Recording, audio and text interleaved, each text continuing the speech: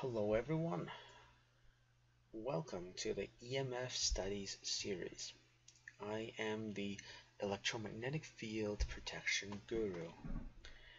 Now in this video, I am going to delve on the topic of is there a link between EMF exposure and childhood leukemia? Now, if you want a very short answer to this question, I could tell you right now, and the answer is yes. But if you actually want proof for it, then the next few minutes of this video is where I'm going to show you scientific proof that many researchers have proven for the last decades in which there is a relationship between EMF exposure and childhood leukemia. Now, the first one that I'm going to talk about is the 1979 Denver, Colorado research. So this research is developed by Dr. Nancy Wertheimer and Ed Leeper in 1979. And what their findings are, oh, and by the way, before going forward is that many of these studies you could search for it based on the place name on Google and the year. So like 1979 Denver, Colorado, and search for Dr. Nancy Wertheimer and Ed Leeper, you will actually find the research article on it. And what they're finding is the study entails of systematically evaluating various power lines around Denver, and they code the houses and neighborhoods for their presumability to produce elevated magnetic fields in homes. Now, then they go to the take surveys of those houses of which that were assigned, and to see what is the frequency of the childhood leukemia happening based on the coded power lines. And they conducted in Denver and Los Angeles, and in the end it has been concluded that it does show an association between the wire codes, indicating that there is an elevated magnetic field, and there is a positive association between that and the childhood leukemia. So, and I know that in previous videos, I have told you that power coding is not the most accurate way in determining the magnetic fields that are being produced, because it's more associated with current load rather than voltage. But in this case, they do have been systematically evaluated based on the theoretical magnetic field that's being produced by these power lines, and associated with the occurrences of childhood leukemia. And in the case of Denver and Los Angeles, there is an association between the magnetic fields being produced as well as the frequency of childhood leukemia.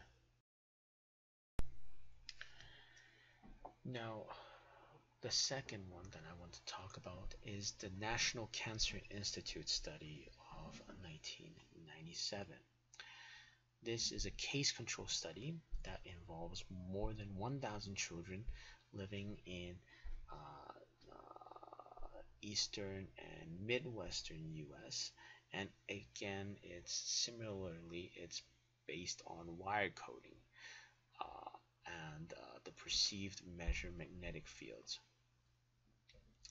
So in this particular study, they have found no evidence that living in a home with a higher wire code configuration has increased risk for children to have leukemia. However, though, as I've described before, um, I disagree with the use of high wire code in the first place because um, most of their high wire code is based on voltage levels, and unless they're basing it on the average load for the last 5 to 10 years, this is not a very fair representation of what kind of magnetic field that you are exposed in. So now then there is the United Kingdom Childhood Cancer Study. This involves nearly 4,000 children with cancer. In this one, again, it's a negative one, where they found no evidence of excess risk of childhood leukemia or other cancers from exposure to power frequency magnetic fields. Now, however, though, what is the counterpoint to this is that this study doesn't actually prove much because most of United Kingdom's electric system is actually underground, and most of the sample that is taken, like the 4,000 children, are only subject to a value of less than 0.2 milligauss. And 0.2 milligauss is actually a very, very, very low um, EMF value, especially when you are looking at North America standard. So, is this a very helpful study? Um, in my opinion, it's not. Now, the last research that I want to talk about is the Greenland AL 2000 report. Now, this one actually is a meta-analysis in which it combined 12 relevant studies with magnetic field measurements and other, and also considered 9 other meta-analysis studies. So that is part of the album AL 2000 report as well. Now, in this report, what the conclusion is that for them, it does show a weak association between childhood leukemia and magnetic field exposures of greater than 3 milligauss.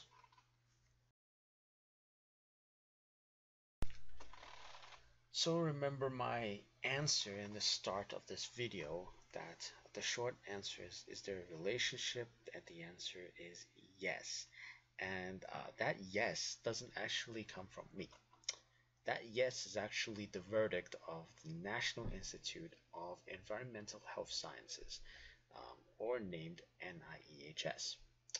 So, quoted from them, they said that the overall pattern of results for some methods of measuring exposure suggested a weak association between increasing exposure to EMF and increasing risk of childhood leukemia. So the NIEHS actually evaluated all of the reports that have happened, and they too have confirmed that there is uh, a risk of childhood leukemia with the increasing exposure to EMF.